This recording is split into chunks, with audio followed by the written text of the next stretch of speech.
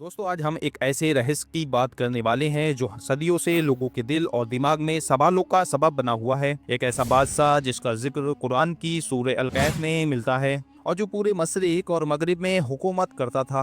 आपने नाम सुना होगा जुल्करनैन का, लेकिन क्या आप जानते हैं कि क्या वो वही अलेक्जेंडर द ग्रेट थे या फिर कोई और कैसे एक पुरानी मूर्ति ने 1838 में इस राज को सबके सामने ला दिया। आइए हम इस सफर की शुरुआत करते हैं। ये कहानी शुरू होती है सऊदी अरब के मक्का शहर से, जब इस्लाम धर्म तेजी से फैल रहा था। हर दिन नए लोग पैगंबर इस्लाम मोहम्मद सल्लल्लाहु अलैहि वसल्लम के पास आके इस्लाम कबूल कर रहे थे, लेकिन मक्का के बड़े बड़े लोग इससे परेशान थे।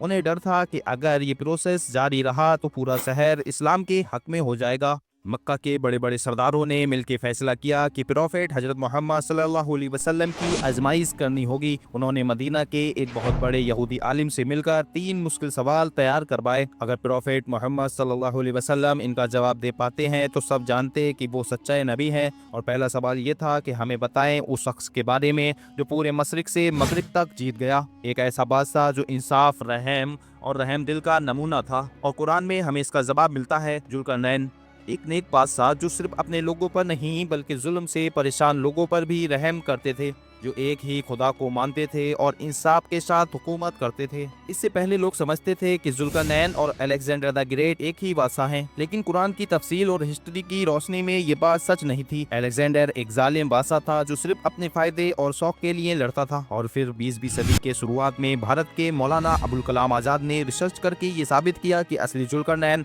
अलेक्जेंडर नहीं बल्कि साइरस द ग्रेट थे, जो अलेक्जेंडर से 250 साल पहले राज कर चुके थे। साइरस ने अपने समय में इतनी बड़ी सल्तनत बनाई जो अलेक्जेंडर से भी बड़ी थी। उन्होंने लोगों की रिहाई, इंसाफ और रहमदिल का नमूना पेश किया। ये वही बादशाह थे जिसे यहूदी लोग अपना हीरो मानते हैं। दोस्तों आइए हम डिटेल में जाएं।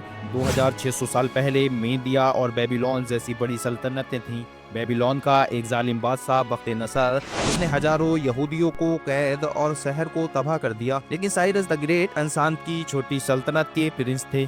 बचपन से ही बहादुर और समझदारी में महारत रखते थे। उन्होंने अपनी फौज को मजबूत बनाया, मीडिया की फौज को जीतकर अपना राज और भी बढ़ा लिया। रीदियन किंगडम से जंग में विंटर के तूफान के बावजूद साइरस ने अपनी स्ट्रेटेजी से सबको हरा दिया। बेबीलोन की फौज और आम लोग साइरस के साथ हो गए। उन्होंने सिटी के रिवर्स का रास्ता बदलकर फौज को सीधे शहर में भेजा और इस तरह बेबीलोन जीतकर सब यहूदी कैदियों को रिहा किया और उन्हें अपने वतन वापस भेजा। यही वजह है कि यहूदी लोग साइरस द ग्रेट को अपना हीरो मानते हैं। लेकिन साइरस के सबसे बड़े काम में से एक था याजूज माजूज के खिलाफ दीवार बनवाना। कुरान में इसका जिक्र भी है। 2 पहाड़ों के बीच साइरस ने लोहे और तांबे की मजबूत दीवार बनवाई और याजूज माजूज उसके पीछे हमेशा के लिए कैद हो गए। इंसानियत की रिहाई और जुल्म से बचाव का ये नमूना आज भी याद किया जाता है। और 1838 में जब एक पुरानी मूर्ति मिली जिसमें उसके सिर पर 2 सींग वाली टोपी दिखी, तो हिस्टोरियंस ने कंफर्म कर दिया कि ये वही है कुरान में जिसका जिक्र किया गया। दोस्तों कुरान और हिस्ट्री दोनों ये साबित करते हैं कि असली जुल्करनैन,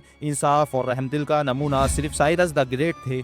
उनकी जिंदगी से हम सबको सबक मिलता है, सब्र, इंसाफ, ईमान और हिम्मत। आखिर में दोस्तों ये कहानी हमें ये समझाती है कि असल हीरो वही है जो जुल्म के खिलाफ खड़ा हो, इंसाफ और ईमान के साथ लोगों की मदद करे। अगर आपको ये वीडियो पसंद आई हो तो शेयर करें और सब्सक्राइब करें ताकि आपको और भी ऐसे ही राज और कहानियों की मालूमात मिले। और हमेशा याद रखें, ईमान, सब्र और इंसाफ से ही असल कुदरत मिलती है।